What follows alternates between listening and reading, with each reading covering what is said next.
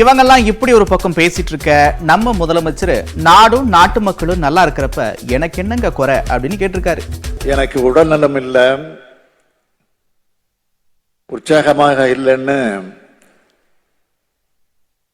நேற்று ஒரு பத்திரிகையில எழுதியிருந்தாங்க. அதை படிச்சப்போ எனக்கு சிரிப்பு தான் வந்துச்சு.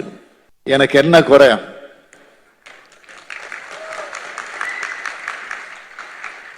தமிழ்நாடு மக்களும் மகிழ்ச்சியாக இருக்கிறப்போ அதை விட வேற என்ன வேணும் எனக்கு? நேற்று ஒரு வீடியோ பார்த்தேன். சென்னையை சார்ந்த ஒரு சகோதரி பேசுறாங்க. கலைஞர் மகளிர் உரிமை தொகையில 1000 ரூபாய் வந்துருச்சு. பொங்கல் பரிசா 1000 ரூபாய் வந்துருச்சு. அரிசி, சர்க்கரை, கரும்பு வந்துருச்சு. வெள்ள நிவாரணமா 6000 ரூபாய் கிடைச்சிருச்சு. ஒரு மாசத்துல முதலமைச்சர் 8000 ரூபாய் கொடுத்துட்டாரு. பொங்கலுக்கு யாரையும் நான் எதிர்பார்க்க தேவையில்லைன்னு பேட்டி கொடுத்திருக்கிறார் அந்த சகோதரி. அவர் முகத்துல பார்க்கிற மகிழ்ச்சி தான் எனக்கான உற்சாக மருந்து. எனக்கு மக்களை பற்றி தான் எப்போதும் நினைப்பே தவிர என்னை பற்றி இருந்ததில்லை. எந்த சூழலையும் என்னோடு மக்களுடன் இருப்பவன் நான். என் சக்தியை மீறியும் உழைப்பவன் நான். இது மாதிரி செய்தியெல்லாம் ஒதுக்கி தள்ளிவிட்டு உழைச்சிக்கிட்டே இருப்பேன். ஒரு பக்கம் நம்ம முதலமைச்சர் உற்சாக மிகுதியில இப்படி பேச, அங்க நம்ம எதிர்க்கட்சி தலைவர் வேதனையினுடைய உச்சத்துக்கே போயிருக்காருங்க. அட என்ன பாணி அப்படின்னு நடந்துருச்சு அப்படின்னு கேட்டா, தன் 4.5 வருஷம் ஆட்சியில் இருந்தேன்ல, கொஞ்சம் நஞ்சமா கஷ்டப்பட்டேன், படாத பாடுபட்டுட்டேங்க. ஒருத்தர் வெளியில போனார்ல, அவரால் பட்ட கஷ்டம் கொஞ்சம் நஞ்சம் இல்லைங்க அப்படின்னு சொல்லியிருக்காரு. பற்றி பேசினார்கள். நான் முதலமைச்சராக இருந்தேன். எவ்வளவு இக்கட்டான காலம் என்று உங்களுக்கு நன்றாக தெரியும். 4 பேர் தாங்க அதிகம், 4 பேர் அதிகம். அந்த 4.5 ஆண்டு காலம் நான் பட்ட துன்பங்கள் கொஞ்சம் நஞ்சம் இல்லை. இப்பொழுது வெளியில் ஒருத்தர் போயிருக்காருல்ல, அவரை வச்சுக்கிட்டையும் நான் காலத்தை ஓட்ட வேண்டியதாக இருந்தது. அவரு நான் ஓட்டு போட்டிருந்தா, நான் எதிர்த்து ஓட்டு போட்டிருந்தா ஆட்சி இருக்காதுன்னு சொன்னாரு.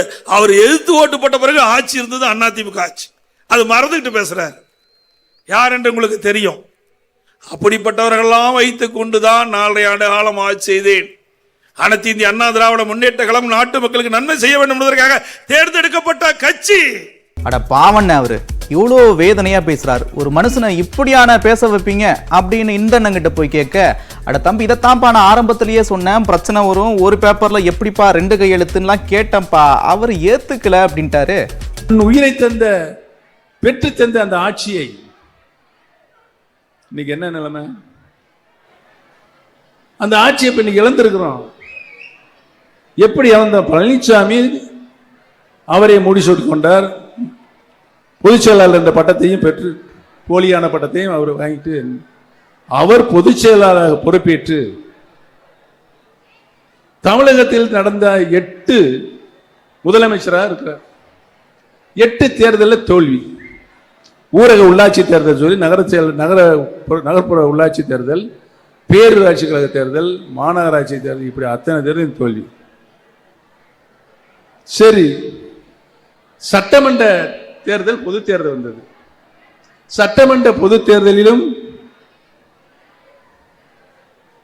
உங்களுடைய நடைமுறை, ஆட்சியினுடைய நடைமுறை, மக்களை பற்றி சிந்திக்காமல் தன்னை பற்றியே சிந்தித்து, தன் கூட்டத்தை பற்றியே சிந்திக்கின்ற ஒரே முதலமைச்சராக நீங்கள் ஆண்ட காரணத்தினால் ஆட்சியும் நாம் பறி கொடுத்தோம். இந்த ஆட்சி எடப்பாடி பழனிசாமியால் உருவாக்கப்பட்டதா? 2016 மாண்பு அம்மா அவர்கள் தன்னுயிர் வந்து இந்த ஆட்சியை கொண்டு வந்தார். சரி, இப்ப ஈரோடு சட்டமன்ற பொது தேர்தல் வந்தது. ஏன் எங்களெல்லாம் நீக்கினாங்கன்னா, கட்சிக்கு இரட்டை தலைமை இருக்கக்கூடாது. நான் அதை சொன்னேன். இந்த ஒருங்கிணைப்பாள இணைப்பாளர் வரும்போது சொன்னேன், இதெல்லாம் எப்படி நடக்குமா, சாத்தியப்படுமா? 2 பேருமே ஒரு உத்தரவுகளில் கையெழுத்து போட்டால் நடைபெறுமா? 2 பேரும் 2 குதிரையில் பக்கத்து குதிரையில் பயணிக்க முடியுமா? இதெல்லாம் சொன்னேன், கேட்க மாட்டேங்கிட்டாரு. இல்லை, அவர் முதலமைச்சராக இருக்காரு, அவருக்கு ஒரு கட்சியில் ஒரு அதிகாரமுள்ள பதவி வேணும், கையெழுத்து போடுற பதவி வேணும். சரி போங்க, கட்சி நல்லா இருக்கணும், ஆட்சி நல்லா இருக்கணும். நான் அத்தனை நிபந்தனைகளுக்கும் நிபந்தனையற்ற ஆதரவு தந்தேன். அதுக்கு சிந்தனை, அந்த நன்றி கொஞ்சம் கூட கிடையாது. இவங்கெல்லாம் இப்படி பேசிட்டு இருக்க, அங்க நம்ம அண்ணன் திராவிட கட்சிகளால இந்த நாடும் நாட்டு மக்களும் அதில் பாதாளத்தை நோக்கி போயிட்டு இருக்கிறாங்க அப்படின்னு வேதனைய சொல்லியிருக்கிறார். அது மட்டும் இல்லாம தர்மபுரியில முழுக்க சாதி அரசியல் வேரூன்றி கிடக்குதுங்க, இதெல்லாம் மாறணும் அப்படின்னு சொல்றாரு. அவர் சொல்றது நியாயம் தானே, சாதி அரசியல் கூடவே கூடாதுங்க. எங்களுடைய கோணமே இத்தனை காலமாக இந்த மண்ணில் நடக்கக்கூடிய அரசியல் என்பது வளர்ச்சியை மையமாக வைத்த அரசியல் இல்லை, ஜாதியை மையமாக வைத்த அரசியல் இருக்கிறது. அதனால்தான் தர்மபுரியுடைய உற்பத்தி திறன் என்பது வெறும் 1.7% ஐயா. அதை நம்ம மாத்தி காட்டணும் ஐயா. மாத்தி காட்டுறதுக்கான நேரம் வந்துருச்சு. இதுக்கு மேல நீங்க பொறுமையா இருக்க முடியாது. இத்தனை காலம் பொறுத்து பார்த்துட்டீங்க. இளைஞர்கள் சொந்த ஊர்ல தர்மபுரி மண்ணுல இங்கே வேலை வாய்ப்பு உருவாக்கணும், நீர்ப்பாசன வசதியை அதிகப்படுத்தணும், விவசாயிகள் விவசாயம் செய்வதற்கு தைரியமாக தர்மபுரியில வெளியே வரணும். பெண்கள் யாரும் கூட ஏழையாக தர்மபுரியில யாரும் இருக்கக்கூடாது. இதை மாற்ற வேண்டும் என்றால் இத்தனை காலமா ஓட்டு போட்டு உங்க கைரேகை தேஞ்சதுதான் மிச்சம். ஓட்டு போட்டு உங்களுடைய கைரேகை தேய்ந்ததுதான் மிச்சம். மாத்தி எல்லா கட்சிகளுக்கும் எல்லா ஆட்சிகளுக்கும் ஓட்டு போட்டு பார்த்துட்டேன். நான் உங்களிடம் வைக்கக்கூடிய அன்பான வேண்டுகோள், இந்த முறை பாராளுமன்ற தேர்தல் 2024 அல்ல, பாலக்கோட்டில் இருக்கக்கூடிய நீங்கள் அனைவருமே மோடி ஐயாவுடைய வேட்பாளருக்கு வாக்களிக்க வேண்டும். இந்த அண்ணன் இப்படி சொல்றாருன்னு அந்த அண்ணன் சொன்ன மாவட்டத்துக்கு பக்கத்து மாவட்டத்துல இன்னொரு அண்ணன் கிட்ட கேட்டோம், என்னங்க இப்படி சொல்றாரு, நீங்க என்ன சொல்றீங்க அப்படின்னு கேக்குறப்ப, திராவிட அரசியல்னால தாங்க நம்ம தமிழ்நாடு எல்லாத்துலயுமே முதன்மை மாநிலமா இருக்கு, நாகரிகம் வேணுங்க, ஒருத்தங்களை விமர்சிக்கிறதுக்கு முன்னாடி நாகரிகம் வேணும் அப்படின்னு பதிலடி கொடுத்திருக்கிறாரு. யாரு, நீங்களே பாருங்களேன். உங்கள் ஆட்சி பொறுப்பில் இருந்த 50 ஆண்டு கால ஆட்சியில் தான், அதுவும் குறிப்பாக அனைத்து இந்திய அண்ணா திராவிட முன்னேற்ற கழகம், புரட்சி தலைவர் எம்ஜிஆர் முதலமைச்சராக இருந்தபோது, புரட்சி தலைவி அம்மா முதலமைச்சராக இருந்தபோது, எங்களுடைய பொதுச் செயலாளர் இன்றைய பொதுச் செயலாளர் எடப்பாடியார் முதலமைச்சராக இருந்தபோதுதான் தமிழகம் அனைத்து துறைகளிலும் முதன்மை மாநிலமாக விளங்கியிருக்கிறது. பாரதிய ஜனதா கட்சி பல மாநிலங்கள் இருக்கிறது, ஆட்சியில் இருக்கிறது.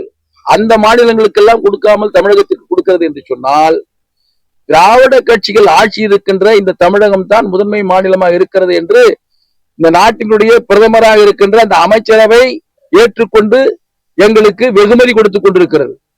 அதை மறைத்து இங்கே தான் தோன்றித்தனமாக வருகின்ற இடத்திலெல்லாம் எதையோ ஒன்று சொல்லி இங்க இருக்கின்ற அரசியல்வாதிகளை விமர்சனம் செய்து செல்வது என்பது ஒரு நாகரிகமான அரசியல் இல்லை. அவர் இப்பொழுதுதான் வந்திருக்கிறார்.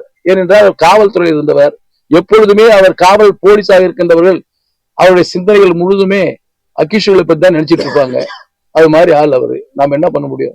இப்படி அரசியல் களம் சூடு பிடிக்க, இன்னொரு பக்கத்துல மறைந்த முன்னாள் முதலமைச்சர் கருணாநிதிக்கு திரைத்துறை சார்பில் 100ஆண்டு விழா கொண்டாடினாங்க. அங்க திரைப்பிரபலங்கள்லாம் நிறைய பேசினாங்க, அதெல்லாம் சர்ச்சையாச்சு, அது வேற ஒரு பக்கம். இப்படி நடந்துச்சேன்னா என்னென்ன சொல்றீங்க அப்படின்னு சொல்லிட்டு நம்ம மதுரக்காரன் கேட்கிறப்ப, அவரு பொசுக்குன்னு என்ன சொல்லிவிட்டாரு, விக்ரம் படத்துல இருந்து கமல் வாயை வாடகை விட்டாப்ல, அதனால அவர் பேசினதெல்லாம் நம்ம ஒன்றும் சொல்றதுக்கு இல்லை, ஆனா ரஜினி நேர்மையானவர், அவரு பேசினது எனக்கு கொஞ்சம் வருத்தம்பா அப்படின்ட்டார். என்னை போன்றவர்களே உயர் பதவியில் உட்கார வைத்து அழகு பார்த்தவர் எங்களுடைய அருமை நண்பர் புரட்சி தலைவர் பேரை சொல்லி சொன்னார். இது வரலாற்று.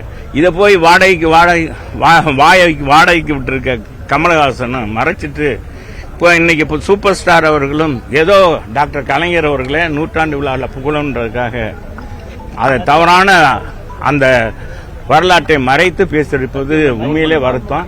கமலஹாசன் பேசுனது கூட இல்லை, அவர் எப்பொழுதும் விக்ரம் படத்தோட அவர் வாயை வாடகைக்கு விட்டார் திமுகவுக்கு, அவருடைய வாயை. ஆனா சூப்பர் ஸ்டார் எப்பவுமே தன் நேர்மையா பேசக்கூடியவர், அவர் இதுல கருத்து சொன்னது உண்மையிலே மன வருத்தமாக இருக்கிறது. உண்மையில வருத்தமாக இருக்கு. அது கண்டனம்னாலே உங்களுக்கு தெரியும்ல, இது வருத்தம்னாலே சூப்பர் ஸ்டார் இந்த மாதிரி பேசுவாரா அப்படின்றது எங்களுக்கு நாங்கள் எங்களை போன்றவர்களாம் நாங்களாம் நிச்சயமாக அது மாதிரி பேச மாட்டாருன்னு நினச்சோம். ஏன்னா நாங்கள் எம்ஜிஆருடைய ரசிகர்கள், புரட்சித் தலைவருடைய தொண்டர்கள், புரட்சித் அம்மாவுடைய தொண்டர்கள். நாங்களாம் இது மாதிரி எதிர்பார்க்கவே இல்லை அவர் இப்படி பேசுவாருன்னு. அவரும் இன்னைக்கு கமர்ஷியலாக திமுகவுடைய இந்த ஆட்சிக்கு பயந்து கொண்டு தன்னுடைய படங்கள் நாளைக்கு ஏதாவது அதிகமான பொருட்செலவில் விற்கப்படுகிற அந்த படங்கள் இன்னைக்கு மிகப்பெரிய எதிர்பார்ப்போடு இருக்க படங்கள்லாம் எதுவும் கெடுத்துருவாங்களோ, சிவாஜி படம் மாதிரி